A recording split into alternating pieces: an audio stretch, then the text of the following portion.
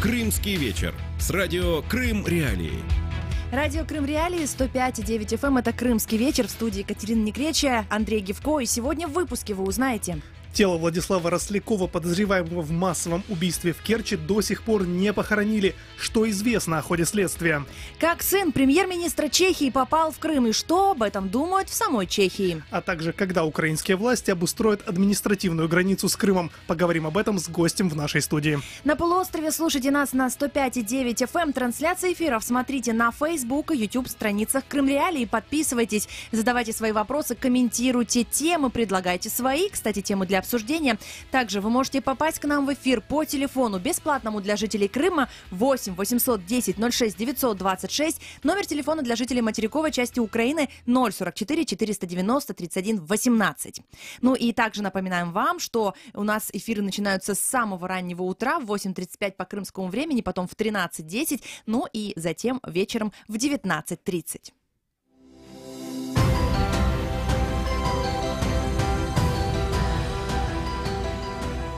Ищите сайт «Крым Реалии» в интернете, наши страницы в Facebook, Twitter и ВКонтакте, наши видео и фильмы на YouTube-канале «Крым Реалии».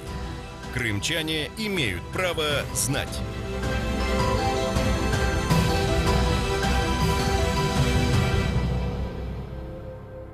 Ну и крымчане имеют право знать главные новости, важные события и заявления за сегодня. Репортаж. Подозреваемого в массовом убийстве людей в Керченском колледже Владислава Рослякова пока не похоронили. Об этом сообщил глава российской администрации Керчи Сергей Бороздин, пишет РИА Новости. Цитирую: «Тело не захоронено, так как следствие по делу продолжается». Конец цитаты. При этом глава российской администрации не смог уточнить, обращались ли за телом Рослякова его родственники. Российские СМИ пишут, что информацию о том, где находится тело Рослякова, в Керчи не комментируют. Ну и, собственно, в Керченском морге российскому Интерфаксу сказали также без комментариев. В российской администрации города также говорят, что ничего не знают. А вот в комментарии российскому РБК, назначенной России, замглавы администрации Керчи Сергей Шимко сообщил, что место и дата похорон Владислава Рослякова не определены из-за следственных действий. Напомним, Владислав Росляков – ученик 4-го курса Керченского политехнического колледжа. Именно его Следственный комитет России подозревает в массовом убийстве в Керченском политехе. 17 октября там произошли взрыв и стрельба. 21 человек погиб, 67 ранены. Несколько пострадавших до сих пор остаются в больницах. Без цензуры. Ловить рыбу можно где угодно. Об этом сегодня заявил президент России Владимир Путин. Так он прокомментировал задержание керченского судна «Норд». Украинские пограничники задержали экипаж в марте 2018 года. И давайте послушаем прямую речь Владимира Путина.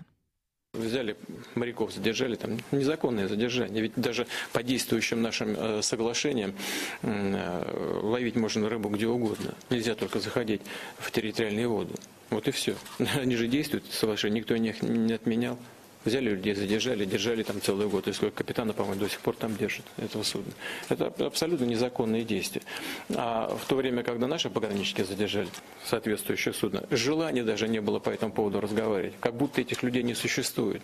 А мы напомним всю историю. В марте украинские пограничники задержали судно «Норд» из Керчи.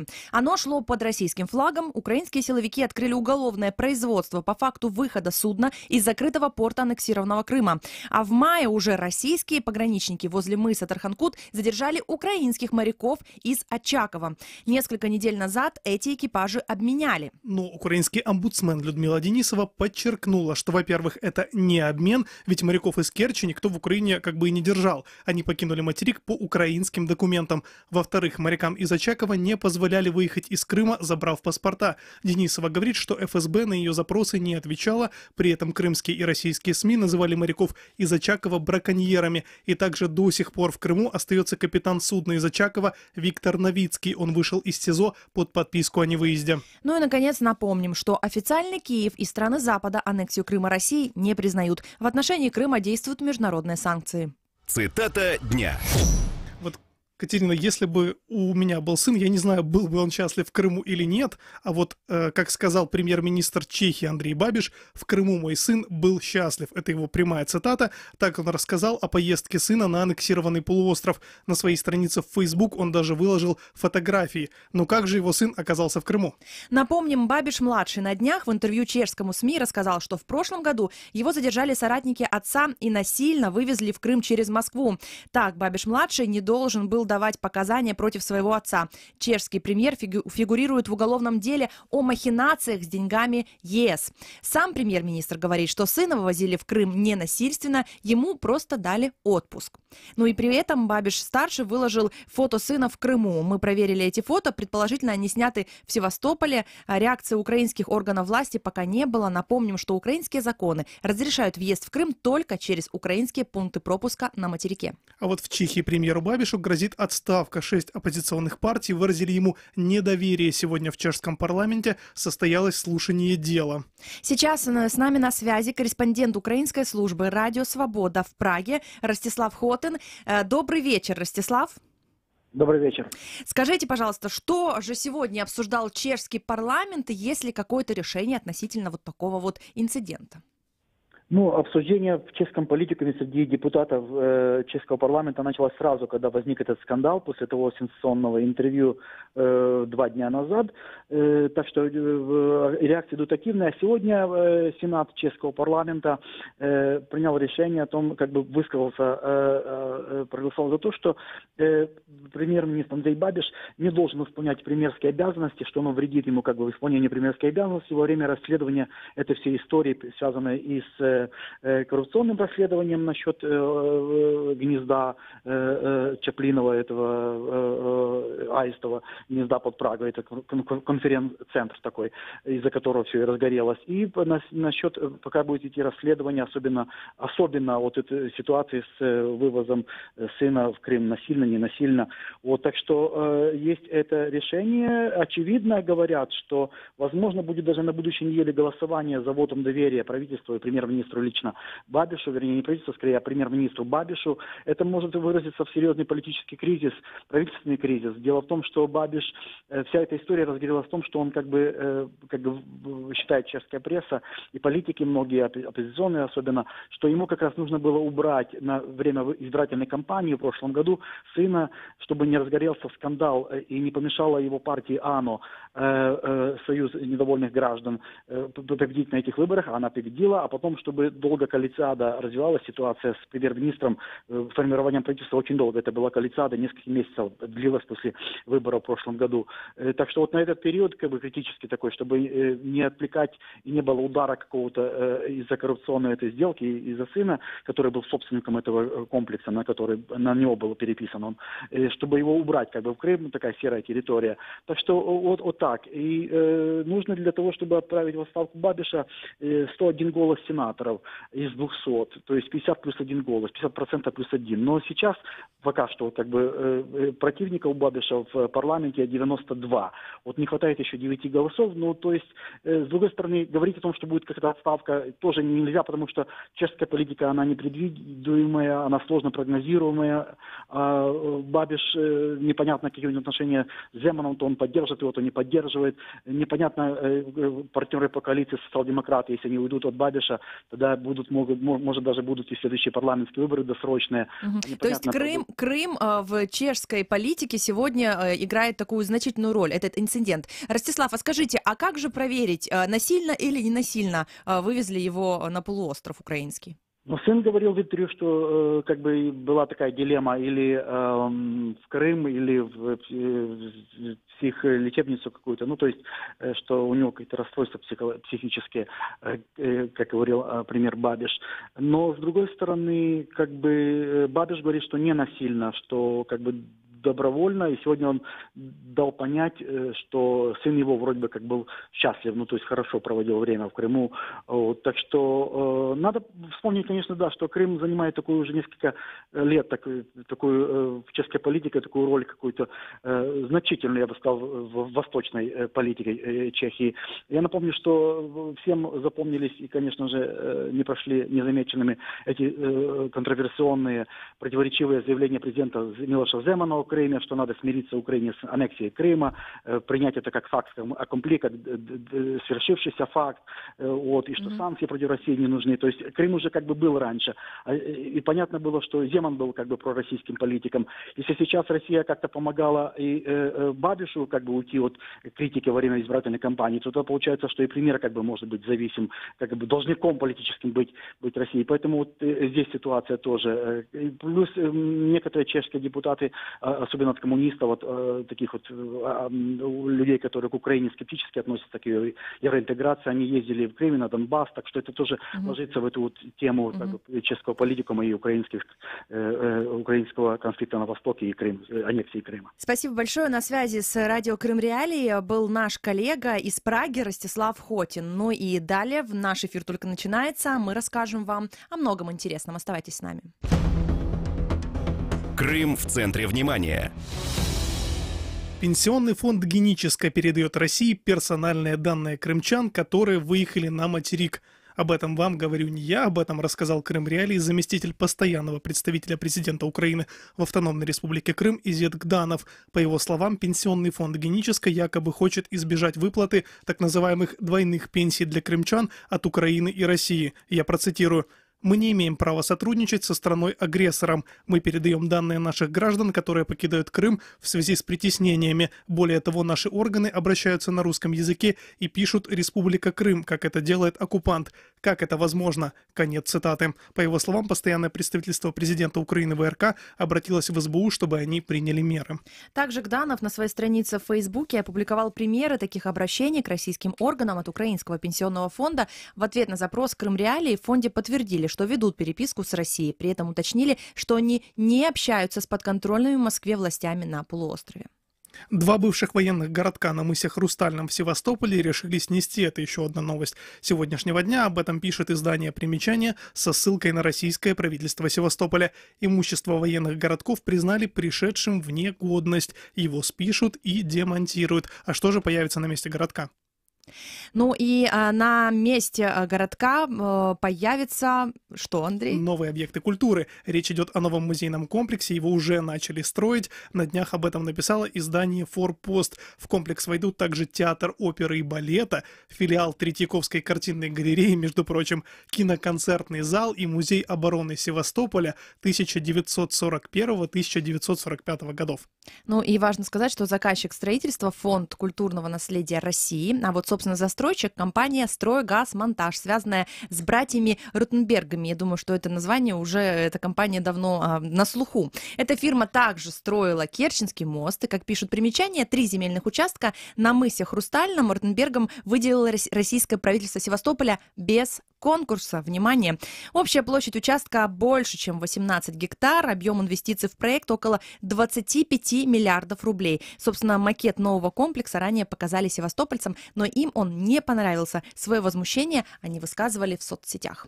И о деньгах, кстати, дальше. 500 000 рублей предположительно присвоил подрядчик в 2 крымских школах. Об этом сообщает российская прокуратура Белогорского района Крыма. Компания монтировала системы пожарной сигнализации в 2 школах — Криничненской и Крым-Розовской. Как сообщается, подрядчик, цитирую, завысил объемы и стоимость выполненных работ. Конец цитаты. Прокуратура расследует уголовное дело. Подозреваемому грозит тюремное заключение сроком до 2 лет или исправительные работы. Новости.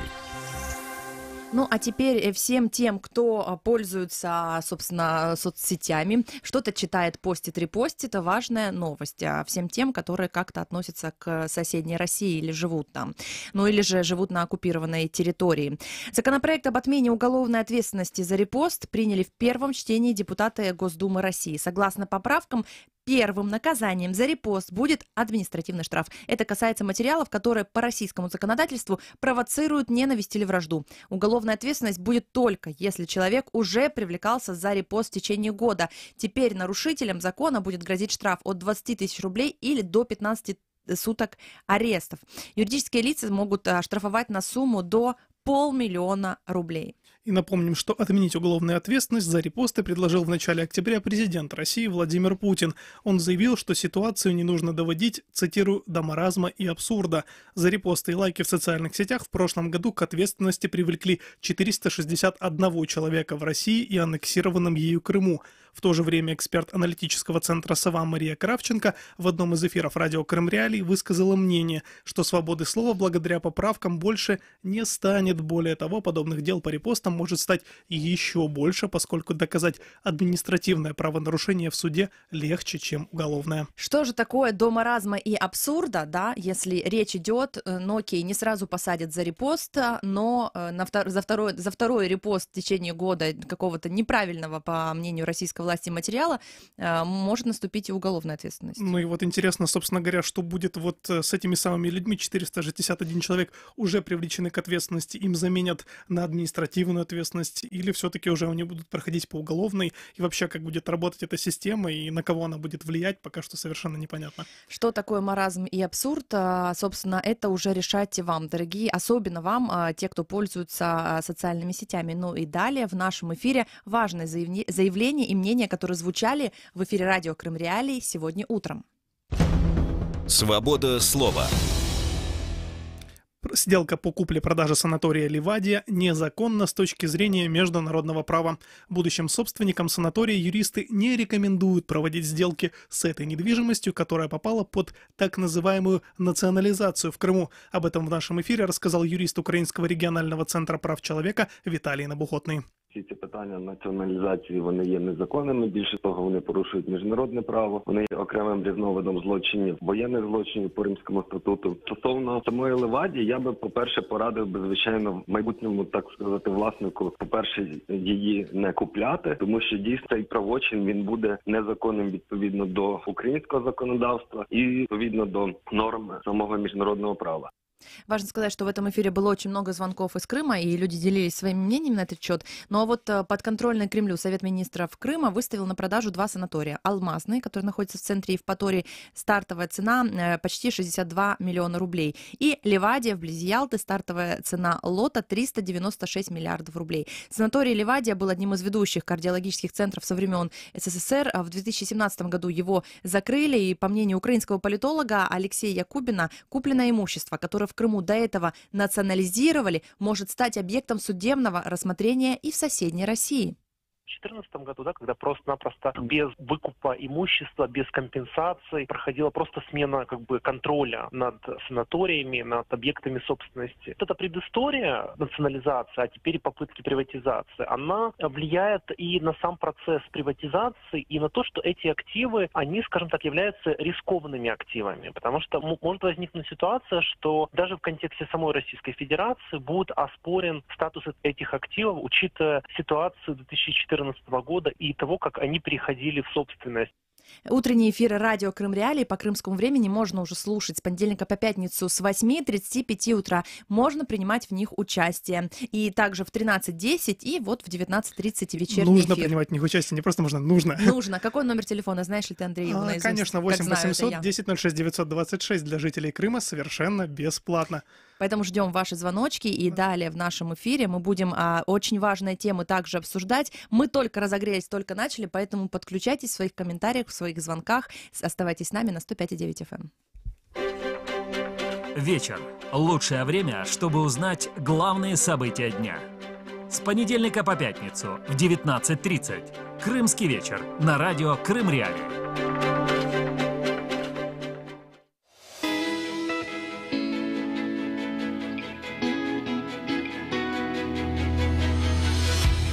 Интервью в эфире радио «Крым Реалии».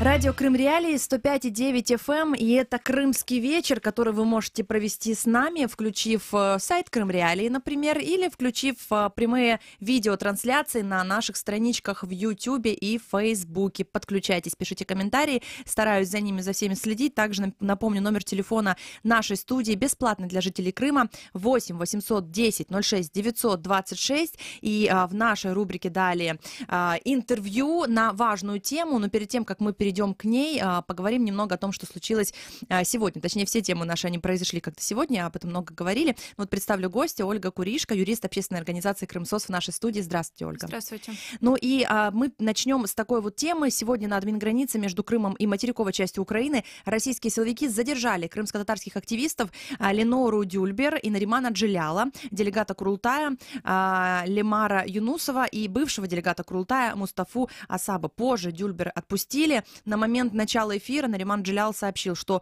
все еще находится на пропускном пункте. По его словам, российским пограничникам не понравилась книга, которую вез его друг.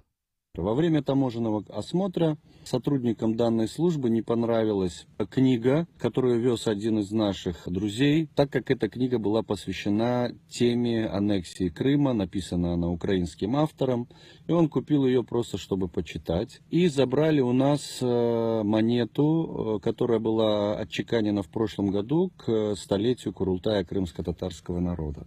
Долгое время ждали непонятно чего, ходили, выясняли у сотрудников таможенной и пограничной службы Российской Федерации, в каком качестве нас удерживают, зачем мы здесь, что вообще хотят делать и так далее.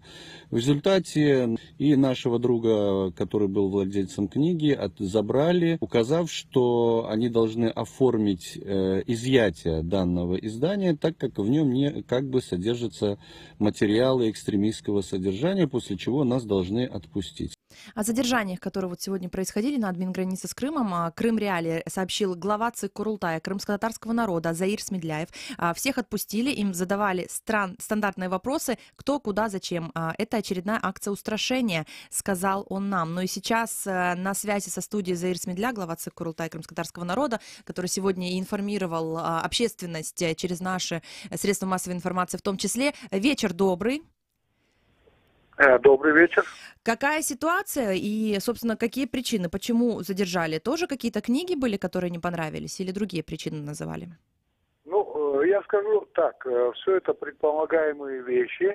В тот момент, когда, например, делегаты ехали на конференцию, понятное дело, большой общественный резонанс прикован ко всему этому мероприятию, огромное количество, скажем, и дипломатов, и все следили за данным мероприятием, поэтому они не стали этого делать. Ну, соответственно, просто так оставить они без внимания такие мероприятия не могут, и поэтому уже отыграться решили на обратном пути. И вот Нариман Джилял, Лемар Юнусов, ну, там еще группа товарищей, просто не всех опрашивали, не со всеми беседовали сотрудники ФСБ, но они все ехали в одной машине, и порядка 7 часов им пришлось прождать, пока их в конце концов отпустят. То, что там основание, какая-то книга, которая, кстати, не включена в перечень экстремистской литературы, что там будут придумывать, это завтра просто могут сказать, что что-то там такое может содержать какой-то экстремистский материал. Ну, это просто процедура, да, направленная на запугивание не только делегатов Курултая, но и вообще рядовых жителей Крыма. И периодически они вот такие акции устрашения проводят. Правда, форма меняется, кого-то держат на пункте пропуска, кому-то врываются с обыском, кого-то арестовывают. Ну, таким образом они демонстрируют, да, что вообще, что за государство и методы ее работы.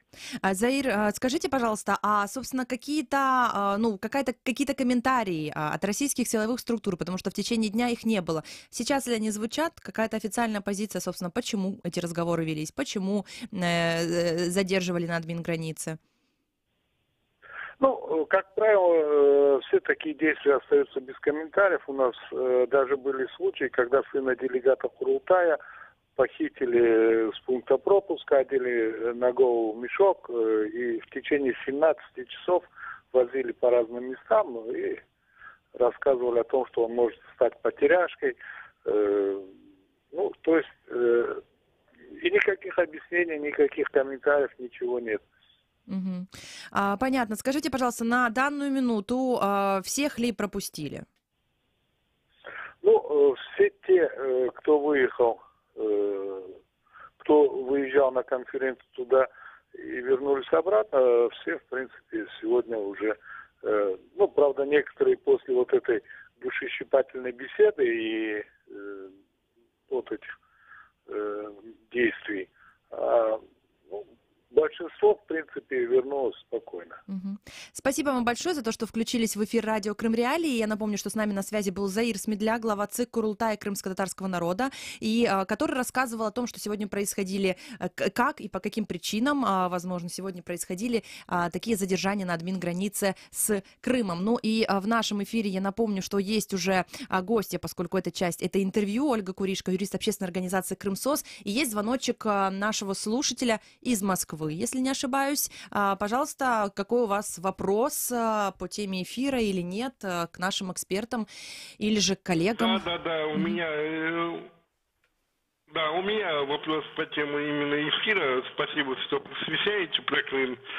Я вот хочу спросить уважаемого гостя, вот скажите, кто-нибудь из российских правозащитников, назовем это так, из Центральной России, вам помогает? И если да, то как? Из Москвы или из Крыма, или аннексированного, из каких-то других, там, та же самая Светлана Гадускина, ну, многие есть у нас порядочные, Андрей Черкасов, вот. С этими людьми вы сотрудничаете? Если да, то насколько? А если нет, то по каким причинам? А вам, ребята, как всегда, удачи. Спасибо. Спасибо. Ну, знаете, это очень интересно, всегда анонсируется одна тема для тут интервью. Тут есть такой вопрос. Я не знаю, насколько я уполномочена отвечать на этот вопрос, поскольку есть ряд информации, которую я не могу озвучить в целях безопасности и остальных моментов. Да, мы поддерживаем отношения с правозащитниками, мы поддерживаем отношения с адвокатами. Спасибо им большое. Это именно те, которые защищают права политических осужденных. То есть стараемся все-таки сотрудничать. Спасибо большое. Ну вот так начался наш эфир, да, из звонков и событий, которые разворачиваются постоянно. Это, кстати, нашим вот слушателям, зрителям, которые в упор иногда не замечают того, что происходит в Крыму в том числе. Ну и сейчас мы поговорим о том вот... о том, что соприкасает полуостров с украинским материком, об админграницах. И сегодня вы и ваши коллеги вышли на пресс-конференцию, ваши коллеги-правозащитники, с таким вот вопросом, а что дальше, а почему вот не сейчас. Мы говорим про обустройство контрольно-пропускного пункта с админграницей с Крымом. Что вас вынудило, почему вы вышли на пресс-конференцию, и почему вы таким вопросом задаетесь, там успеет ли украинская власть обустроить админграницу. Я напомню, что сейчас на дворе 2018 год, и вот уже, собственно, скоро будем 5-летие аннексии Крыма отмечать. Отмечать в плане говорить об этом. Да, это будет трагическая дата, да, вы правы. Да, сегодня было мероприятие в кризисном медиацентре. Были представители от 3 организаций. Это Крымская правозащитная группа, это УГСПЛ, это наша организация Крымсос. Причиной как бы выхода и поднятия этого вопроса стало то, что по состоянию на конец 2018 года анонсированные обещания со стороны многих министерств не исполнены.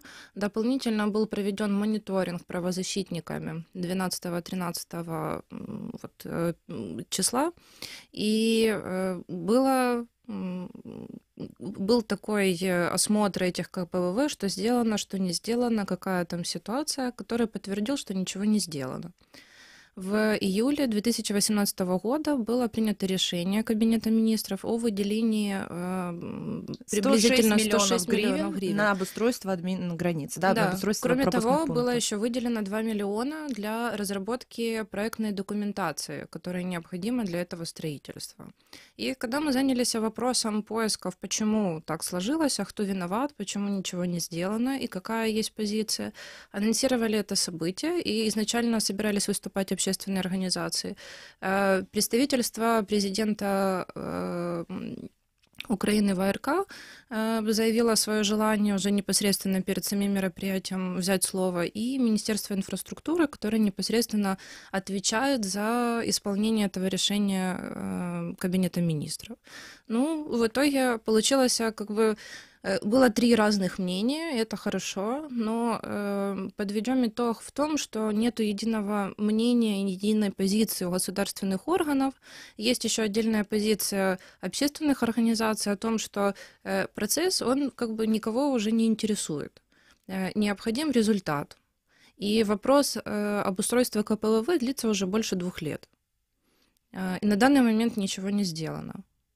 А что имеется в виду под обустройством КПВВ? Хотя я думаю, что каждый, кто был хотя бы раз, хотя бы на одном пункте пропуска, ну, ощущение человека, который пересекает, да, вот эти пункты пропуска, да, и который сравнивает, возможно, там украинскую сторону с российской, потом как это все организовано, есть ли туалеты и прочее, то, конечно, вопросы назревали, возникали, высказывались давно, да, потому что разница, она есть вот даже в элементарном, но очень нужном для человека туалетах, да, в таких вот бытовых моментах, разница эта ощущается, то есть на украинском админпропуске все-таки есть какие-то, очевидно, недоработки.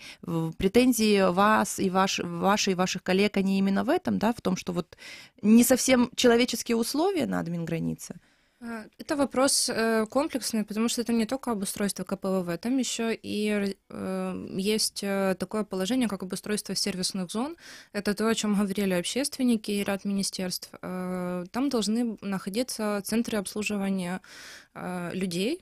Там должны быть банковские учреждения, там должна быть автостанция, но это позиция общественников. План разработан, но план с грифом «секретно». То есть на самом деле никто не знает, что там будет. И сегодня, когда я задавала вопрос представителю министерства, он как бы перечислил мне то, что я вам сейчас говорю. Хотя на самом деле никто не знает, что там.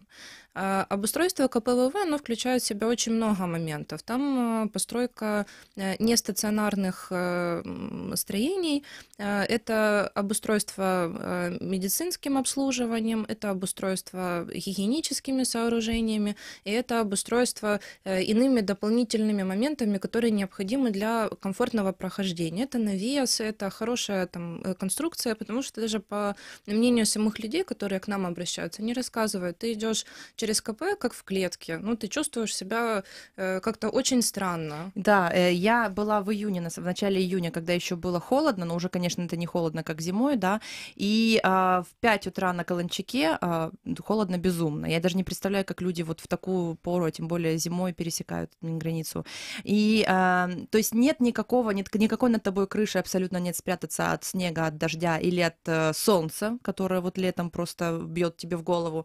И туалет, как выглядит, это лучше терпеть до последнего, потому что зайти туда невозможно. Там есть какие-то ларечки и урны возле них просто переполненные и очень переполнены. То есть, конечно, это все похоже на какую-то с богом забытую автостоянку, ну, в каком-то смысле, да, постоянно курсирующие автобусы, ну, и прочее. Конечно, как для человека ты себя чувствуешь немного унижен. Насчет клетки я бы сказала, что решеток и клеток больше на российской как раз стороне по обустройству. Там в этом плане оно психологически на тебя давит. Там целые коридоры вот есть из этих клеток, но обустроено все визуально, во всяком случае, лучше. Есть хоть небольшая какая-то навес, под которым ты можешь спрятаться, и туалеты выглядят, ну, как-то попрезентабельней. Вот, поэтому я так понимаю, что с подобными жалобами также и к правозащитникам обращаются люди, которые пересекают админграницу. Да, они переходят админграницу, и у них есть какие-то особые представления о том, какая должна быть админграница на территории Украины, и как их должна встречать Украина.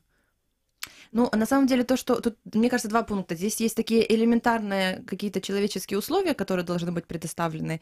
И второй пункт, о чем вы говорите, это уже там вплоть до банкоматов каких-то и центр надання послуг, да, там, где люди смогут сразу решить свои вопросы с документами. Правильно я понимаю? Да, с тем, да, чтобы да. вклеить фотографию или подать документы на загранпаспорт. То есть это, конечно, как-то посерьезнее, посложнее кажется, что это вот надо легче сделать пункт 1, казалось бы. да, а потом уже как-то реализовать пункт 2. Но скажите, на сегодняшний момент в перспективах что получается? Что в 2018 году ничего не поменяется? Я задавала этот вопрос представителю министерства, на него так и не ответил. Но судя по тем фактам, которые есть, до конца 2018 года, ну, реально они не успеют это сделать. Уже там очень большой объем работы, проектная документация только разрабатывается. На основании разработанной проектной документации будут выделены деньги, потому что на самом деле они еще не выделены. Они якобы висят еще на счету казначейства, и они не пришли на счет предприятия, которое непосредственно должно это делать. Это закупка строительных материалов, это все сопутствующие условия. На данный момент что сделано? Херсонская администрация выделила землю, которую передали в пользование государственному предприятию, которое будет там строиться. Все. То, что есть на данный момент. Ну и на самом деле есть такая информация, да, что вообще-то уже меньше людей стали пользоваться пунктами пропуска. Вот в течение октября украинские пограничники зафиксировали уменьшение количества граждан, пересекающих админграницу с аннексированным Крымом. И как 1 ноября сообщает пресс-служба Госпогранслужбы Украины, во время паспортного контроля в пунктах пропуска въезда-выезда, собственно, было даже отказано 88 лицам, из которых 58 через админграницу обнаружили поддельные или недействительные документы. Ну, собственно, вот такое вот, знаете, как спад есть немножечко, это замечают, это, возможно, связано с тем, что время года другое, что уже осень. Ну, а что вы ответите как правозащитница, в том числе людям, политикам, которые говорят о том, что вот если обустроить все основательно на админгранице, это будет говорить о том, что это вот больше будет похоже на государственную границу, а все-таки не на временную админграницу. Что вы можете ответить этим людям? А вдруг через месяц и деоккупация случится? Я знаю эту позицию. Это и риски безопасности, и позиция представительства президента Украины, и разные моменты. Но, понимаете, дело в том, что никто не был готов к оккупации. И все думали, что это временно. На самом деле уже прошло 5 лет. Это хорошо, если в следующем году будет деоккупация Крыма. Возможно, будет или не будет. Но на данный момент обеспечение элементарными условиями должны они быть сейчас. Тем более, что на это выделяются деньги. И это обещано со стороны государства. Позиция такая, если обещано, значит, это должно быть выполнено. Причин для того, чтобы затягивать это, нету. И, кроме того, по статистике, по цифрам, которые приводятся, Херсонская область является самой самой популярной областью, куда обращаются за получением административных услуг. Потому что, как правило, получение административных услуг затягивает очень длительный период. Это может быть от недели до, если это получение паспорта, 3 месяцев. И весь этот период нужно где-то пребывать на территории материковой части Украины.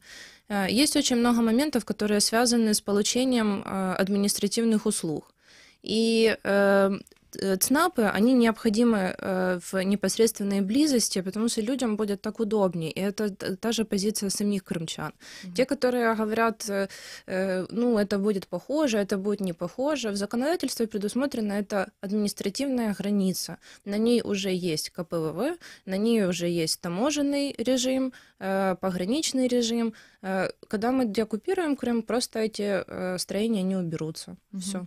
Я напомню, что в нашей студии юрист общественной организации «Крымсос» Ольга Куришко, и сегодня правозащитники вышли с пресс-конференцией и, собственно, с вопросом к украинской власти, выполнит ли государство свои обязательства относительно обустройства контрольных пунктов из Крыма. И сейчас с нами на связи по телефону Виктор Вуйко, адвокат крымской приемной Украинского Хельсинского союза в Херсоне. Здравствуйте, Виктор, добрый вечер. Да, добрый вечер. Скажите, пожалуйста, вот сегодня какой-то ответ, реакция от украинской власти на запрос правозащитников, которые этот запрос сформулировали от людей, скажем так, да, которые там пересекают админграницу, как-то вы получили ответы, когда, что случится ли это в этом году или в следующем, или что мешает, может быть? Мені особисто, чесно кажучи, з більшості присутніх, напевно, так зовсім і не зрозуміло навіть після доповіді представника Міністерства інфраструктури, яка доля буде цих грошей, чи будуть вони освоєні, і взагалі, які були дії зроблені під час дії цієї постанови, яка, як ви всі знаєте, з липня 2018 року була прийнята, і якою передбачено там близько 105 мільйонів тисяч гривень на облаштування пунктів пропуску та зон сервісного обслуговування перед цими пунктами пропуску. Ця постанова, вона не просто про виділення, ця постанова спочатку про зобов'язання зробити певні дії до такого виділення. А саме щодо Міністерства інфраструктури, то воно повинно було у двотижневий срок затвердити перелік витрат та заходів, які пов'язані з облаштуванням пунктів пропуску. А Херсонська обласна державна адміністрація, в свою чергу, вона повинна була забезпечити створення умов для проведення відповідних робіт з будівництва та утримання цих тимчасових контрольних пунктів. Ось. І вже Міністерство інфраструктури також мало би бути, або ще зробить це, вона має доповісти до 20 грудня про спрямування цих коштів на будівництво контрольних пунктів. Це так, що там, такий перелік дій, які повинні були перед виділенням цих коштів зробити відповідні центральні органи виконавчої влади і місцеві. Але, на жаль, Виктор, расскажите, пожалуйста, почему правозащитники только сейчас, в середине ноября, взялись за эту тему? Ну вот я понимаю, что какие-то поодинокие высказывания они были, но вот именно выйти на пресс-конференцию, почему именно сегодня? Почему не месяц тому назад, например? Місяць тому назад, як і нещодавно, були зроблені моніторингові візити. Ось, правозахисні організації не тільки сьогодні про це дізналися, вони просто здійснили моніторингові спостереження. Більше того, вони надсилали свої методичні рекомендації ще задовго до прийняття цієї постанови. Вони були оброблені Міністерством з питань тимчасово окупованих територій, Міністерством інфраструктури. На основі загальних пропозицій було створено робочу групу. Ця робоча група, вона в свою чергу подала проект цієї постанови про виділення коштів. Більше того, проект Міністерства служби безпеки України розробив кошторис, де було передбачено, що виділення близько 52 мільйона гривень на Каланчак, КПВВ і 55 на Чонгар.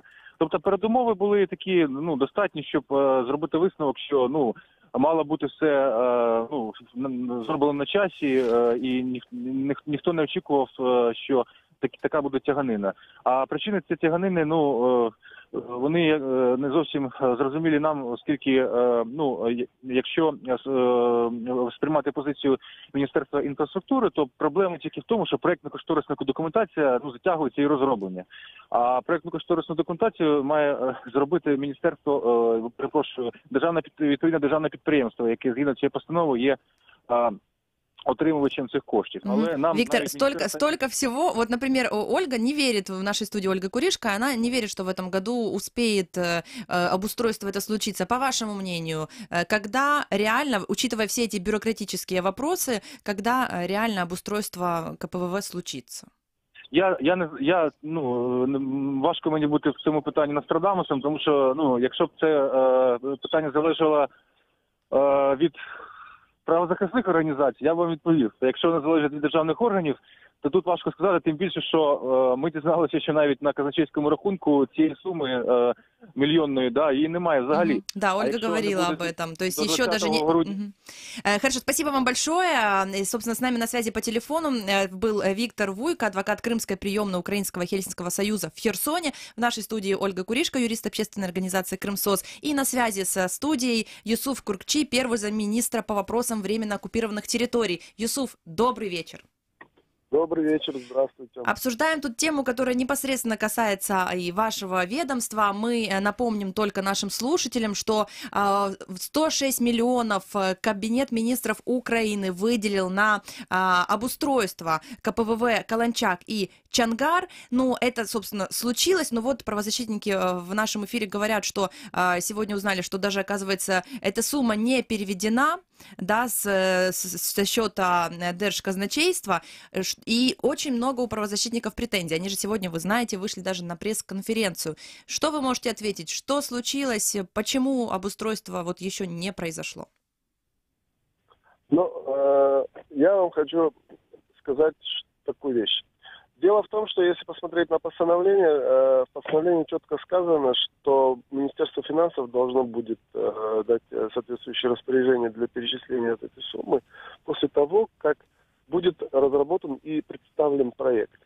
Насколько мне известно, что стадия разработки этого проекта и его представления, она уже в практически финальной стадии. Это было связано с вопросами земли. И мне есть еще надежда на то, что мы в этом году начнем все необходимые работы, и все, что запланировано, будет сделано. Мгм. А скажите, пожалуйста, по поводу того, что вот нет никакого плана, как это будет выглядеть. В нашей студии Ольга Куришко, она говорит, что не видела еще, что там должно быть. Я вот тут все про бытовые условия, потому что в начале июня увидела, вот пока один раз только я была на админгранице, была на Каланчаке, и, конечно, как человек, как гражданин, пересекающий админграницу, я, в принципе, пережила, конечно, унижение, потому что еду в Крым через какие-то границы. Непонятно, это один момент, но другой момент, что нет каких-то человеческих обыкновенных условиях для того, чтобы, не знаю, даже сходить в туалет или просто сесть, отдохнуть на лавочке, да, потому что ты стоишь просто несколько часов, а бывает целыми днями люди стоят. Вот когда, собственно, увидит общественность, что будет на этих пропускных пунктах, как это будет выглядеть, сколько навесов будет, сколько лавочек, туалетов, и, может быть, даже там будут какие-то службы, где можно будет вклеить фотографию, подать документы и прочее. Смотрите, наше министерство с самого начала в процессе, во-первых, поднятия этой темы и доведения до того, что из резервного фонда были выделена эта сумма. То есть на том этапе, на котором мы, скажем, добивались этих всех решений, было четкое представление, что 2 будет зоны на каждом из этих контрольно-пропускных пунктах въезда-выезда. Режимная зона, где работают все необходимые службы и оказывают те услуги, которые связаны с пересечением, да, скажем, вот этой межи.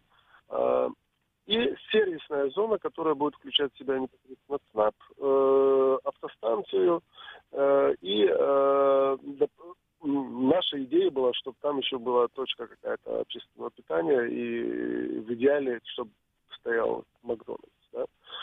Это даже так? Что? Не, вам смешно, но на самом деле это очень символично, когда в Крыму его нет. Да, я поняла. То есть это как символ такой свободной территории, что, потому что действительно в Крыму многие, кто приезжает, все, наверное, кто приезжают, они очень часто практически первым делом бегут в Макдональдс, чтобы ощутить вкус этого настоящего гамбургера. Не в рамках рекламы, но действительно. То есть вы считаете, что даже вот такой элемент должен присутствовать, как символ свободы, вкусный настоящий гамбургер должен приветствовать крымчан, которые только что пересекли админграницу? Ну, не будем все сводить к гамбургеру, да, а представьте себе, что человек, переходящий уже в тех нормальных условиях, которые должны быть созданы и с навесами, о которых вы сказали, и с комнатой матери и ребенка, и с освещением нормальным, и с достаточным количеством туалетов и достаточным количеством воды, чтобы, во-первых, утолить жажду и, извините, элементарно помыть руки.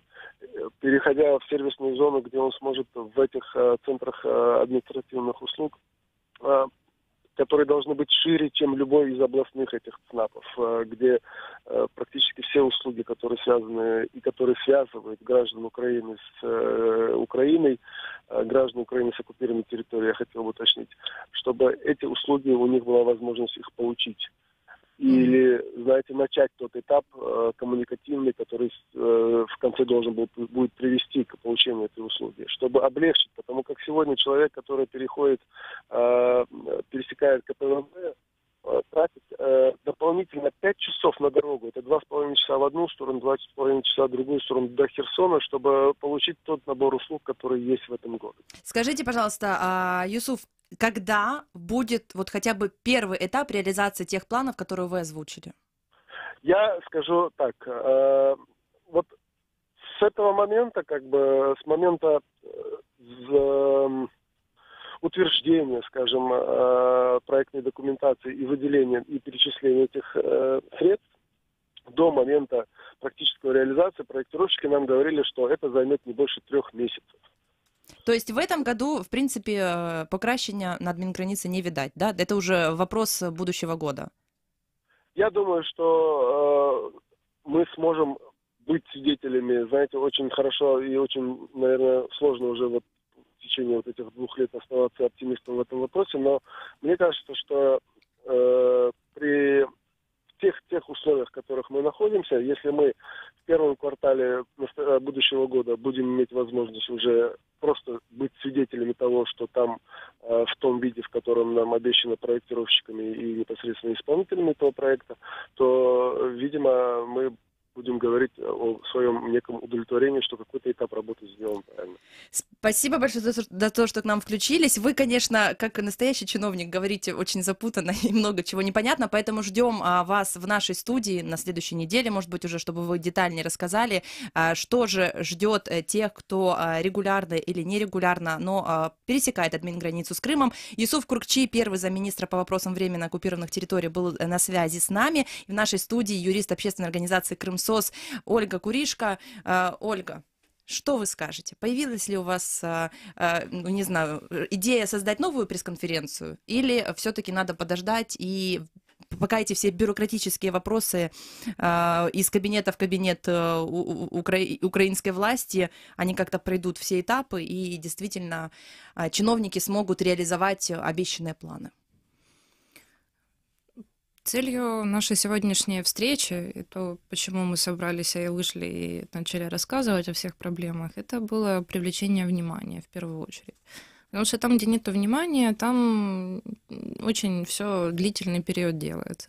Я очень надеюсь, что теперь министерство отреагирует должным образом, будет быстро разработана проектная документация, потому что проектную документацию разрабатывает Институт СБУ, но по информации 2017 года уже на тот период этим же институтом такая документация уже была разработана. Возможно, это будет как бы следующий этап расследовательских движений.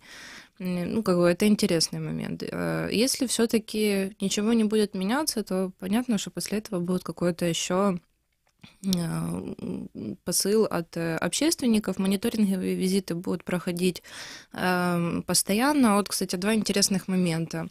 Как оказывается, на КП ВВ «Каланчак» поставили автостанцию, которая собой так представляет небольшое сооружение, на нем написано «автостанция».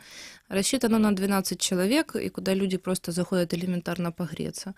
И Херсонская администрация объявила тендер на закупку работ по перевозке от Херсона до КПВВ «Каланчак». Ну, там какой-то перевозчик выиграл, информации об этом нету, но вот они проводили 5 числа.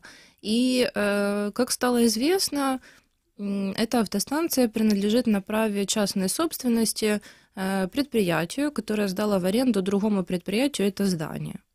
То есть выделить земельный участок для пользования и постройки частной автостанции имеет место быть, а уже распределение по-умному денег, которые выделяются из госбюджета для обустройства КПВВ и постройки уже обусловленных зданий, нету. Поэтому это тоже наталкивает на определенные мысли. Кроме того, поставили вагончик, в котором сейчас находится нацполиция. И по информации от людей, которые к нам обращаются, нацполиция непонятно по каким причинам и на основании чего отбирает персональные данные у людей, которые пересекают границу с Крымом, которые едут с Крыма на материковую часть Украины. Проверяют паспорта? Или... Они берут информацию с паспортов, они берут информацию, этот идентификационный код, номер телефона, электронный адрес. То есть человек не обязан предоставлять эти данные на админгранице нацполиции? Нет, там есть пункт КПВВ, где пограничники просматривают паспорт. И если нет оснований, национальная полиция не имеет права брать эти документы. Это является персональными данными. Если они не в рамках криминального производства, то они не могут просто отбираться непонятно с какой целью. Угу. Происходит ли такая же ситуация на российской части админграницы? По информации людей, которые к нам обращаются, да. Угу. Спасибо вам большое за то, что в нашей студии. И такой, знаете, напоследок вопрос. Мы же услышали, мне кажется, эту новость никто не слышал про то, что неполезная еда в виде гамбургеров может оказаться на админгранице. Поддерживаете ли вы такую идею или нет? Честно говоря, я слышу это впервые, и Макдональдс я не очень люблю.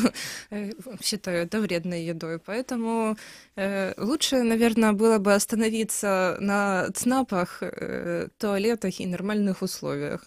Спасибо большое. В нашей студии Ольга Куришко, юрист общественной организации «Крымсос». И мы сегодня говорили о том, о крике правозащитников украинских, почему они вышли на пресс-конференцию и когда же будет обустроена админграница. Мы слышали официальную позицию власти. Я думаю, что, конечно же, в наших эфирах мы будем возвращаться к этой теме. Оставайтесь с нами.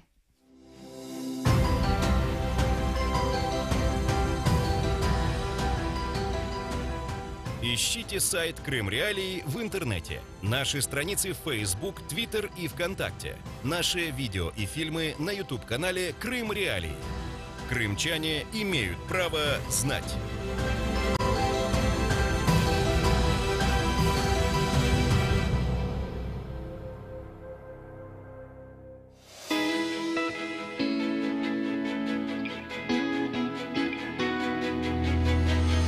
Крымский вечер с радио Крым Реалии. Нет, мы не будем пропагандировать нездоровую еду или несоблюдение законов, или нарушение законов. Мы будем пропагандировать сайт Крым Правильно, Реалии. Стас, читаешь мои мысли. Стас Юрченко уже в этой студии, и далее в эфире рубрика «Топ-5 публикаций». Что же сегодня вы, дорогая наша аудитория, читали, слушали, смотрели на сайте? Ну давай, Стас, рассказывай. Открывает наш сегодняшний топ не новость, не публикация, не блог и не мнение, а фотогалерея главной достопримечательности Бахчисарая – Ханский дворец в осенних красках. Сейчас Ханский дворец переживает ремонтно-реставрационные работы. Депутат Госдумы Руслан Бальбек, как он себя называет, заявил, что реставрация, которую проводили при Украине, ухудшила состояние дворца. Но крымские активисты в один голос утверждают, что именно российская реставрация привела к плачевному состоянию. Российские специалисты оценили реставрацию Ханского дворца в Бахчисарае в 1,5 миллиарда рублей. Корреспондент Крым Реалии прогулялся по территории дворца и запечатлел всю картину на фото. Заходите и смотрите. А второе место нашего топа занял материал нашей коллеги с Радио Свободы Марии Щур. Каникулы сына премьера Чехии в Крыму. Новые подробности. Премьер-министр Чехии Андрей Бабиш подтвердил, что его сын, которого разыскивает чешская полиция по делу о финансовых злоупотреблениях, действительно ездил в аннексированный Крым и был в прошлом в Украине. Причем сыну там понравилось в Крыму. При этом Бабиш заявил журналистам, что его сын не был похищен, как тот заявлял ранее в Швейцарии. Премьер-министр обвинил журналистов в использовании своего сына, имеющего проблемы с психическим здоровьем, чтобы организовать акцию против него. Чтобы разобраться в этой запутанной истории, узнать все подробности, ищите материал на Крым Реалии в разделе «Политика» или же слушайте завтрашний эфир радио Крым Реалий. Следующее место нашего топа принадлежит утренней рассылке Крым Реалии Дейли, без тепла и света. Подожди, давай объясним. Утренняя рассылка Крым Реалии Дейли. Это что значит? Каждое утро в 7:30 всем нашим читателям в почте приходит которые письмо, подписались, приходит письмо, где собраны самые важные тексты, новости, материалы, фото и видео за предыдущий день. То есть ты такой просыпаешься, телефончик включаешь, кофе, у тебя уже есть письмо, и ты смотришь, что же случилось. Если ты мог не читать никакие новости за предыдущий день, но что бы ни было важного, не происходило в Крыму или в мире, это будет обязательно в нашей рассылке. Можно после выходных, хорошенько отгуляв, открыть одну рассылку, прочитать и быть в курсе всех событий. Стас, ну не надо рассказывать, чем ты занимаешься после выходных, читая сразу рассылку Крым Реалии, но на самом деле это важный вопрос, даже если ты следишь за новостями, то в рассылке можно найти для себя несколько интересных линков. Ну вот, к примеру, вот вчера, сегодня мне рассказывалось о повреждении теплотрассы в Керчи, новом мэре Симферополя Натальи Маленко, судебном деле Дмитрия Штыбликова, Алексея Бессарабова и Владимира Дудки. Это дело о подозрении в диверсии, о конкурсе на областные маршруты в Херсоне и многое другое. Все это можно было посмотреть, увидеть. И еще там была фотогалерея о том, как выпал снег в Симферополе и какой же был Таврический ботанический сад. Когда снег выпал раньше, я тебя спрошу? Где точнее выпал снег раньше? В Симферополе или в Киеве? В Симферополе на день раньше вот выпал так снег. Вот да. так вот. Четвертое место у нас материал Виталия Портникова «Крымский провал». Продолжение скандальной темы о каникулах сына премьера Чехии в Крыму. Отправка сына, фигурирующего в коррупционном расследовании в оккупированной России Крым, может стоить премьер-министру Андрею Бабишу политической карьеры. Пока амбициозный политик и бизнесмен отвергает все обвинения, однако настроение политиков и партнеров Бабиша не сулят ему ничего хорошего. Уже сейчас в Праге буквально ошеломлены информацией о премьере и его друзьях. Какой еще результат может ожидать премьера, читайте только на Крым Реалии мнение Виталия Портникова. И завершающее, пятое место. Раздел «Политика» с материалом Ивана Путилова. Столица для человека Константинова. Что известно о новом управляющем Симферополя? Напомню, что 14 ноября в администрации Симферополя столичный горсовет проголосовал за назначение Натальи Маленко, исполняющей обязанности мэра. До этого она работала первым заместителем крымского спикера Владимира Константинова. На посту градоначальника она сменила Игоря Лукашова. Этой осенью он попал в немилость главе российского правительства Крыма Сергея Аксенова и подал в отставку на прошлой неделе. Что же говорят о новом мэре, кто и откуда, на какие прогнозы делают политологи и коллеги, узнаете все это на сайте Крым Реалии. Спасибо большое, Стас Юрченко. 105 материалами, самыми яркими материалами, по вашему мнению, сегодня на сайте Крым Реалии. Ну и знаешь, я слежу на протяжении всей программы за комментариями у нас в Ютьюбе, и меня удивляет каждый раз вопрос «Чей Крым?» Риторический вопрос «Чей Крым?» Он постоянно звучит, обсуждается, люди приводят разные аргументы, свои мнения. Но на самом деле иногда же от демагогии следует отойти для того, чтобы узнать, что на самом деле происходит в Крыму, что происходит у вас за окном, что происходит рядышком с вами, что происходит с санаториями, что происходит с асфальтом, который с пробками, например, где сейчас памятник с водой, архитектуры вот, с историческими памятниками. Что с этим совсем происходит? Информацию реальную, объективную, правдивую вы можете всегда найти на ресурсе Крым Реалии. Слушайте также радио Крым Реалии на 105,9 FM в Крыму и на сайте Крым Реалии также. До новых встреч. Спасибо за то, что были с нами.